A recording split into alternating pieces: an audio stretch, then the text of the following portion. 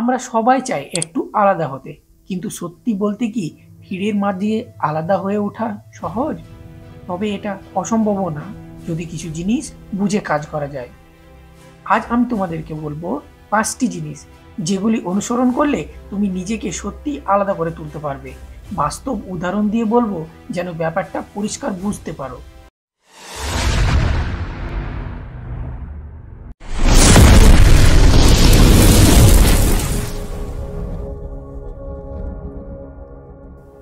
Hello dear কেনম্যানস, কেমন আছো তোমরা? আশা করি তোমরা সবাই ভালো আছো।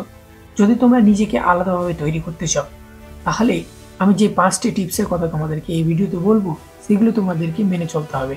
যদি এই 5টি টিপস যদি তোমরা ফলো করো, তাহলে অবশ্যই তোমরা নিজেকে আলাদা করে গড়ে তুলতে পারবে। তো ভিডিওটা শেষ অবধি দেখো এবং আমাদের চ্যানেলটাকে সাবস্ক্রাইব করতে ভুলবে না। চলো শুরু করা যাক। নিজের শক্তি খুঁজে বের করো। ধরো তুমি পড়াশোনায় তেমন ভালো না, কিন্তু দারুণ আঁকতে পারো, ভিডিও বানাতে পারো বা প্রেজেন্টেশন দিতে পারো। এটাই তোমার শক্তি। এপিজে আব্দুল কালাম ছোটবেলায় খুব সাধারণ ছাত্র ছিলেন। তিনি বুঝেছিলেন বিজ্ঞান আর প্রযুক্তি তার ভালো লাগে, সেই জায়গাটায় নিজে কাজ করে গেছেন। তোমাকেও ঠিক তেমন করেই খুঁজে বের করতে হবে তুমি কোন জিনিসটা অন্যদের চেয়ে ভালো পারো। অন্যকে ফলো করো, কিন্তু কপি করো না। অনেকে ভাবে জনপ্রিয় লোকদের মতো হলেই সফল হওয়া যায়। এটা অনেক বড় ভুল। ভুবন বামের কথা ভাবো। সবাই যখন স্ক্রিপ্টেড কন্টেন্ট বানাতো, তিনি একা ক্যামেরার সামনে দাঁড়িয়ে নিজের লেখা ছোট গল্প বলতেন, মজার চরিত্রে অভিনয় করতেন। সেই ইউনিক আইডিয়াই তাকে লাখো মানুষের প্রিয় করে তুলেছে। তুমি অন্যদের থেকে শেখো, ঠিক আছে, কিন্তু নিজের একটা স্টাইল তৈরি করো, তাতেই তুমি আলাদা হয়ে উঠবে। প্রতিদিন একটু করে শেখো। সবকিছু একদিনে হয় না, উন্নতি আসে ছোট ছোট চেষ্টায়। বিরাট কোহলির উদাহরণ নেই, শুধুমাত্র ট্যালেন্টের জোরে নয়, প্রতিদিনের কঠোর অনুশীলনে তিনি আজকের কিং কোহলি। তুমিও প্রতিদিন 30 মিনিট নিজের স্কিলে সময় দাও।